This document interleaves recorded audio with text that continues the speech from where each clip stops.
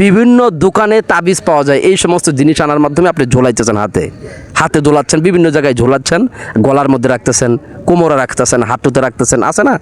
এই যে ভাই এগুলো ঝোলাচ্ছেন, প্রত্যেকটা শিরক। এগুলো সবচাইতে বড় জঘন্যতম পাপ আসমানের নিচে জমিনের উপরে।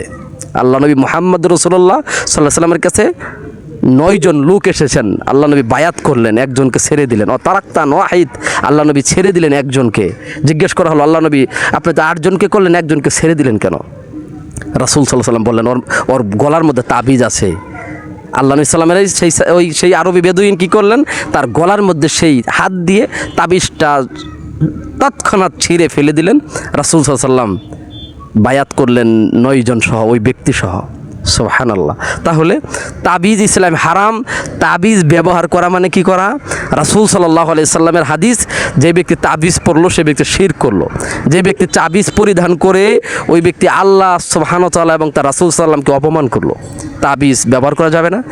এই ঝুলন্ত জিনিসের মাধ্যমে যদি কোনো ব্যক্তি চায় যে আমি শেফা পাবো, আমি আরোগ্যতা লাভ করব, আজকে আপনাকে দেখি আপনি কি করেন, জ্বর আসছে, ঠান্ডা, কাশি, হাত মুচকিছে, পা মুচকিছে, গলা ব্যথা, অল এভারেজে যত রকমের বাচ্চা হয় না, বন্ধা, অসম্ভব যত ত্রুটি আছে, সমস্ত ত্রুটির জন্য আপনি কি করেন, মাজারে যান, আপনি খানকাতে চলে যান, ওই মাজারের সেই খাদেমের কাছে যান, পীর সাহেবের কাছে যান, অমুক ব্যবসা তমুক ব্যবসা।